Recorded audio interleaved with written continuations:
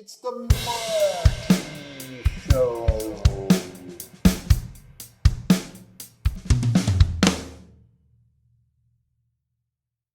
Today I'm going to review the Grendel Omnibus Vol.2 Legacy. Not so long ago I reviewed the first Grendel Omnibus, the one about Hunter Rose, so please look at that video first before watching this one because I think it would make more sense to do so.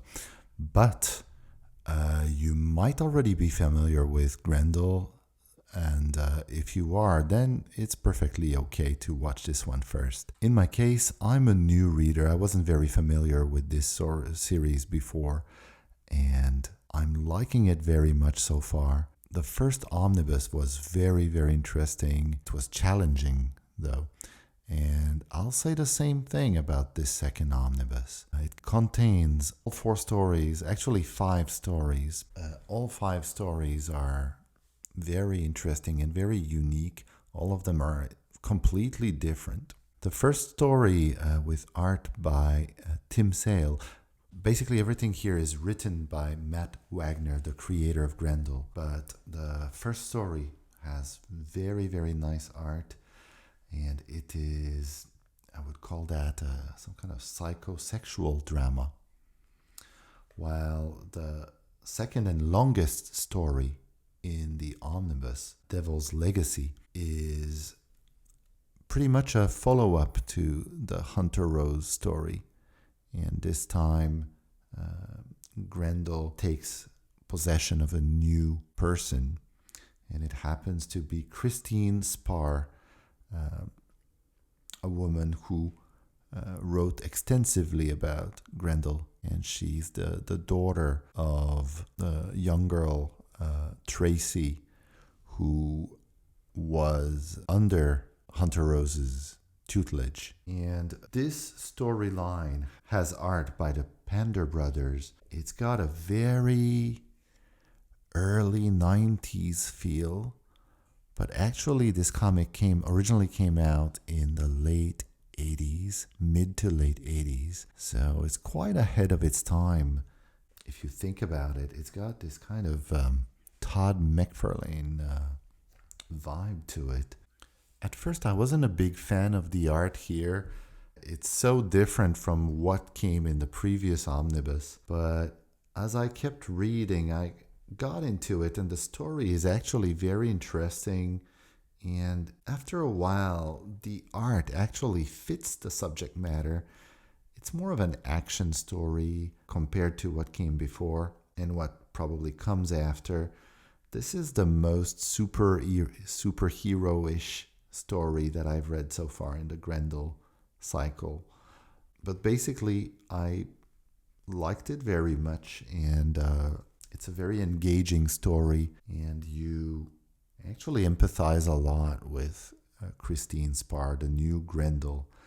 And you start understanding that Grendel is actually some kind of evil spirit that takes possession of its hosts. And not only mentally, but physically. And they become very powerful, but also they become more violent, more dangerous, and end up at times killing innocents or people who don't deserve to die. This doesn't really end well. It didn't end well for Hunter Rose. It doesn't really end well for Christine Spar.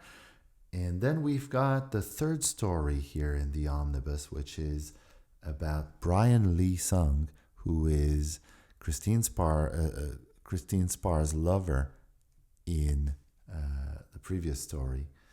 And he becomes the main character in this third story here. And he is also, here the artwork is completely different. It's art by Bernie Miro, very good artist, but it's more like some kind of underground comic. It's got a very dark vibe. It's pretty relentless and grim. I liked it very much, and in this story you start doubting about this Grendel thing. Like, is Brian Lee Sung actually possessed by Grendel, or is he just going crazy and you are always second guessing what's going on? You could interpret it either way, but I would say that, at least that's how I perceived it, his spirit was fighting off the possession, and in some way, although it also doesn't really end well for Brian Lee Song either, he ends up somehow resisting that possession. That is, if you go with the idea that Grendel is taking possession of him, because you could also just think that he's going nuts, and that's about it. Yeah, that's probably the story that I enjoyed the most in this book. The first story is just very, very, very dark and depressing. It's about Tracy as she becomes an adult and she's in a mental institution, and she's mistreated by all the men that approach her. And basically it's very dark and depressing, but it kind of informs a little bit like how evil that Grendel spirit can be, and it kind of destroys the lives of people who come near it. In fact, in the last two stories of this omnibus, we have one story about a police officer who is investigating some kind of corruption case, which is probably something that Grendel is in control of. And as he comes and closer to Grendel, things go pretty badly for him.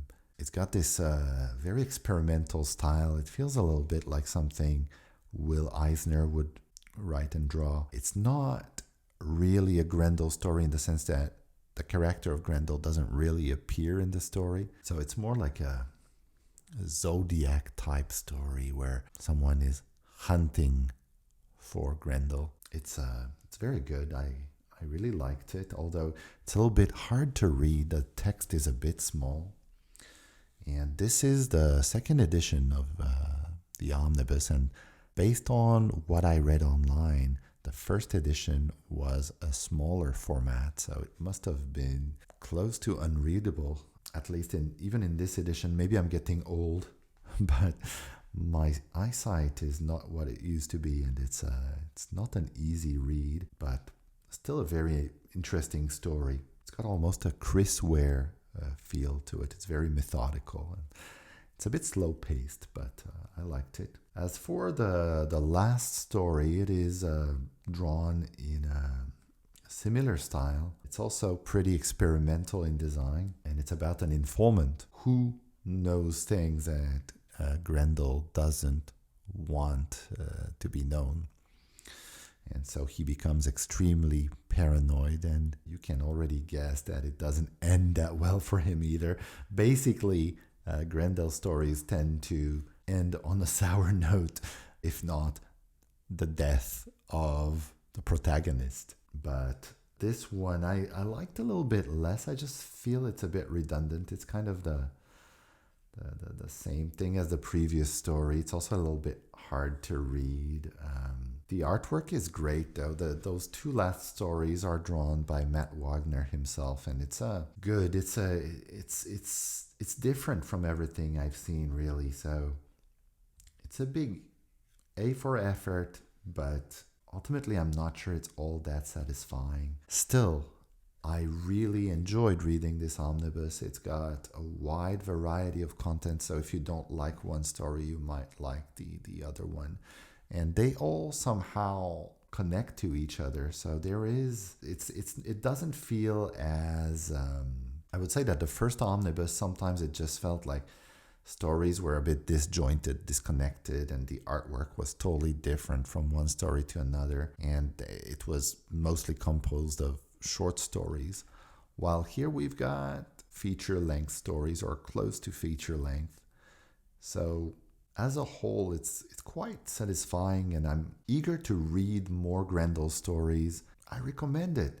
It's just that each story is from a different era and from different artists, so they've all got a different vibe. If you're okay with that, go for it. It's a good purchase. It's not very expensive for an omnibus book. I mean, it's got close to It's got about 550 pages, and it retails for $29.99 US and $39.99 Canada. Don't hesitate, grab it if you can. Thank you very much for watching, and see you again. Bye. Thanks for watching.